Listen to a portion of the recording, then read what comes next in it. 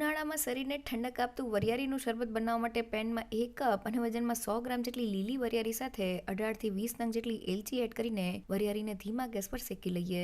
વરિયાળીને શેકવાથી શરબતનું premix લાંબા સમય સુધી સારું રહે છે. તો વરિયાળી શેકાઈ ગઈ છે, આપણે તેને બ્રાઉન નથી કરવાની. ઠંડી કરવા માટે મિક્સિંગ બાઉલમાં કાઢી લઈએ. તેમાં અડધી ચમચી જેટલા મરીના દાણા, 2 ચમચી જેટલી ખસખસ અને મીઠાશ માટે 4 કપ અને 400 ગ્રામ જેટલી સાકર એડ કરી દઈએ. 100 ગ્રામ વરિયાળી સાથે 400 ગ્રામ જેટલા સાકરનું માપ એકદમ પરફેક્ટ છે. હવે તેને મિક્સર જારમાં એડ કરી દઈએ અને ગ્રાઇન્ડ કરી લઈએ. આ રીતનો ફાઇન પાવડર તૈયાર થઈ ગયો છે. હવે તેને ચાળી લઈએ જેથી પ્રીમિક્સનો પાવડર એક સરખો તૈયાર થઈ જાય. તો આપણું વરિયાળીના શરબતનું પ્રીમિક્સ તૈયાર થઈ ગયું છે. તેને આ રીતના એરટાઇટ કન્ટેનરમાં ભરી રહીએ. તે બહાર 2 મહિના માટે અને રેફ્રિજરેટરમાં 6 મહિના સુધી સારું રહે છે. દૂધ સાથે વરિયાળીનું શરબત બનાવવા માટે અડધા કપ જેટલા શરબતના પ્રીમિક્સમાં 500 ml જેટલું ઠંડુ દૂધ એડ કરીને મિક્સ કરી લઈએ.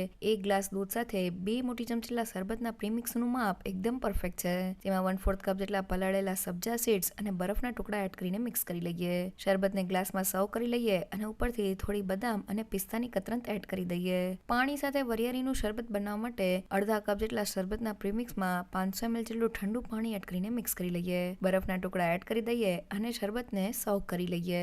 લીંબુ વરિયાળીનું શરબત બનાવવા માટે ગ્લાસમાં 2 મોટી ચમચી જેટલું શરબતનું પ્રીમિક્સ, થોડા તકમરિયા, લીંબુનો રસ, જીરા પાવડર, મરી પાવડર, સંચળ પાવડર અને ફુદીનાના પાન એડ કરી દઈએ. પાણી એડ કરીને બધી જ વસ્તુને મિક્સ કરી લઈએ અને ઠંડા લીંબુ વરિયાળીના શરબતને લીંબુની સ્લાઇસ સાથે સર્વ કરી લઈએ.